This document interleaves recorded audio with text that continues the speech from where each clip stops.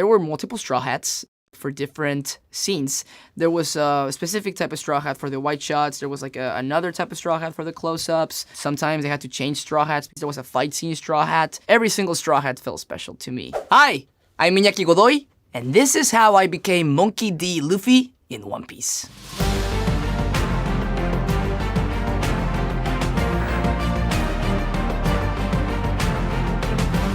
I remember that for my audition, and I played this YouTube video that was like, oh, who is Monkey D. Luffy? Let's analyze this character.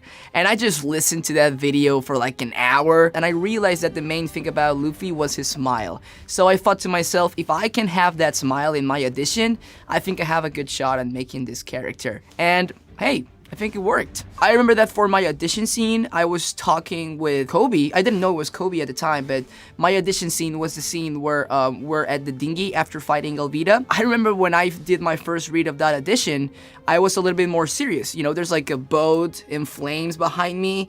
Like, you know, that sounds like some serious stuff. And I sent that audition, and then I got some feedback, and it was like, I know there's a boat like on fire, but your character, he's chilling, man. He's like fine. So I sent the audition again. This time, no drama at all. And hey, that's how I got my callback. My mom received a WhatsApp, and it was like, we want you to play Monkey D. Luffy. I was really, really excited, and then it hit me like, wow, this is gonna change my life. And then I got a little bit nervous. And then I got really excited again. I didn't get to meet with Oda during the audition process. I did get to meet him later down the line. And I remember I asked him that question, like, why me? Why did you like me? And he said that I made him laugh in my audition. Getting into character with Luffy was a big challenge. He is very explosive, very optimistic. He's a crazy guy in a lot of ways, but he's also kind, and he doesn't speak too much. He listens a lot. To me, it felt like Luffy was an optimistic, big dreamer who cares about his friends. No one messes with my friends. Who's brave, who's committed, and who will do anything for his dreams. So understanding that was a key factor for me to play this character, and then after that, it was finding a balance between how can I be fun, energetic, and crazy, but also keep this real, you know? How do I find that balance? And honestly, that was just a lot of work with my directors. I had this director called Mark Jobst of the first 2 episodes, amazing director, and he used to tell me that he was my parachute. So I could try things. Let's make a funny face on this one, you know? I'm gonna really open my eyes here and I'm gonna scream out loud. And if you think it's too much, you let me know. So knowing that I could trust my team to get out of my comfort zone really gave me a safety to, you know, try to be unique. Because Luffy is extraordinary, so you need to be different. I immediately knew who Luffy was in the Alvida fight. I was watching the anime, and it didn't take me long to understand who this guy was. He sees a person who has been mistreated. He doesn't really know them, and yet he decides to help them. And when he does that, he does it with a smile. He gets into a fight, and he's smiling because he enjoys being a pirate. I think growing up, I was a lot like Luffy in some ways. I had no worries in the world. Everything was so much fun. And I think Luffy is like that too. Luffy is a rubberman. This was new to me. It was a challenge how that would work. I used the anime as a reference for how the rubber buddy reacts. I would see Luffy's fight scenes, the way he stretches, and in the live action, I would try to replicate as much of that as I could. In the manga, in the anime, when Luffy throws out a punch and then it snaps back, he always puts his hand right here, you know? That's like a thing that he does. So that's a thing that I can like literally translate into live action with no problem. So like I can keep that. I watched the anime, I mainly saw the Japanese dub. Mayumi Tanaka has been voicing Luffy for a very long time, since 1999. And what she has done is amazing, amazing. And I would never try to replicate any of that because that's her own thing. She created her own version of this character. And I have to do my own thing with the live action too. So, you know, more than paying attention to what the dub actors were doing, I really just paid attention to what the character was all about. The anime is great as it is. I would never try to replicate it. I mean, that's why it's been going for so long. And live action needs to stand by its side. My voice in Spanish is a lot deeper. Si me escuchan hablar ahorita en español, hablo muchísimo más grave que mi personaje de Luffy. So yeah, my voice in Spanish is like way deeper than Luffy's voice in English. I found his voice just with time. It just appeared. I'm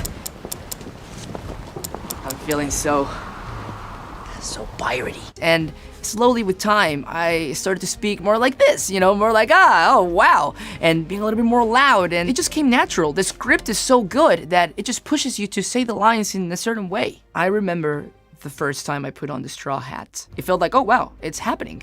It was a realization that for the next 10 months, that character would be my life. While I was filming, I had a One Piece journal.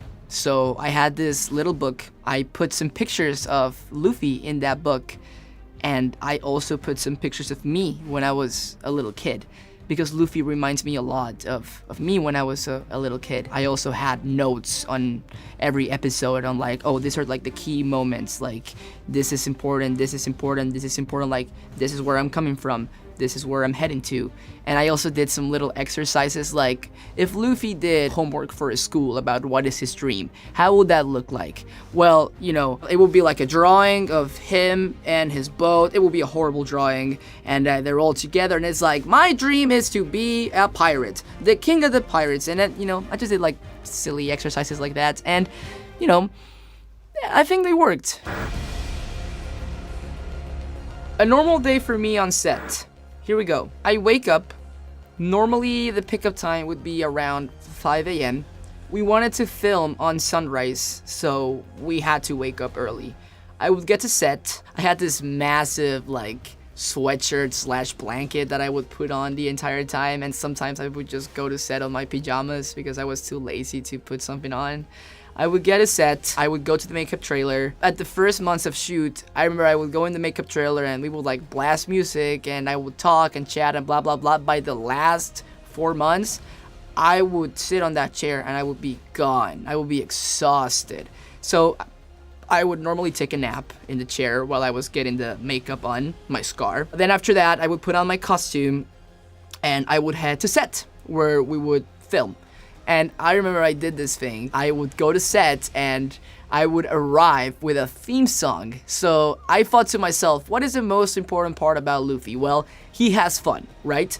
So what is my goal here as an actor to embody this character? Well, I want to have fun and I want to help create a fun environment. So every time I arrived on set, I would blast the John Cena theme song from the car. Sometimes it was the John Cena one, sometimes it was The Rock, sometimes I used to make The Undertaker, but not too many. John Cena was like the main thing. So I would arrive on set and people would know it was me because it was the John Cena song. They would greet me and we would do some dances, and then we would block the scene and we would shoot. There were scenes that took longer than others, but I don't think we ever did more than 3 scenes a day. By the time we were finishing, we got a little bit better. Maybe we would do 5 scenes a day. You not only have the actors, but you have stunt people, you have extras, you have like the sets, you have special effects. There is so much going on, and if we want it to be the best version it can be, we have to focus. So we did take our time with our scenes. There were many sets that were very impressive.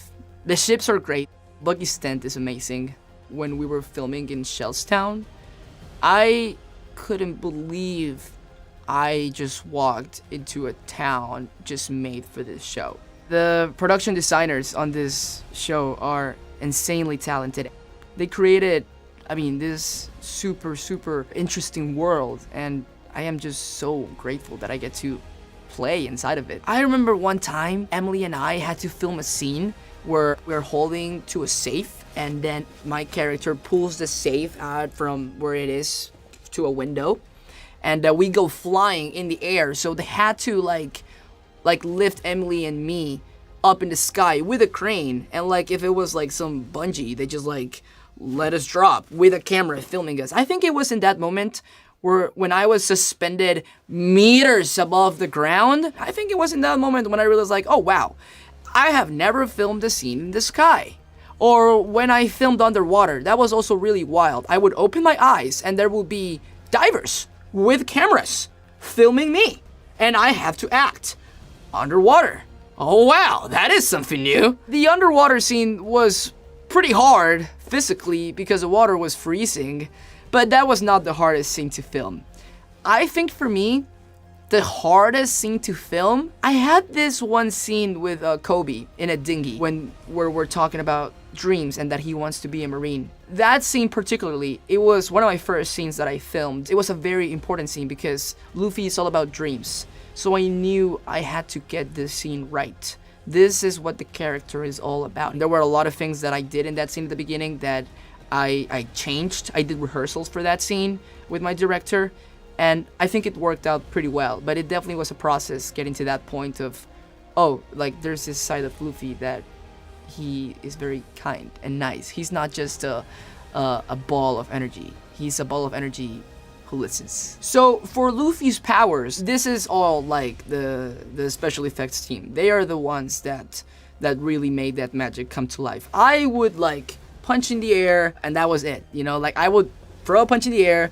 The other actor would have to react like 2 seconds later because the punch was stretching in post-production. And that was like what I did for those special effects scenes. At the beginning of the show, we were trying a lot of different things. And I remember I did have like this, they created like this long stretchy arm. I don't know if they ever used it. I know that me personally, I never used that long stretchy arm that they built. It was amazing though. Like if I could, I would keep that thing in my house just as a souvenir. If there is one piece of advice, if there is one piece of advice I could give to any young actor, anyone who supports you will tell you, just have fun. You need to have fun because you don't know where life is gonna take you. I really just do what I do because I enjoy it. And if it was with Luffy, if it was with any other character, big production, small production, I know that I'm gonna find a way to have fun because I got into this business and into acting because I love it. So my advice to you would be, regardless of where life takes you, just enjoy it. Enjoy it, enjoy it, enjoy it. Because you get to do something that you like, and it doesn't matter if it takes time when you're doing what you love. So have fun.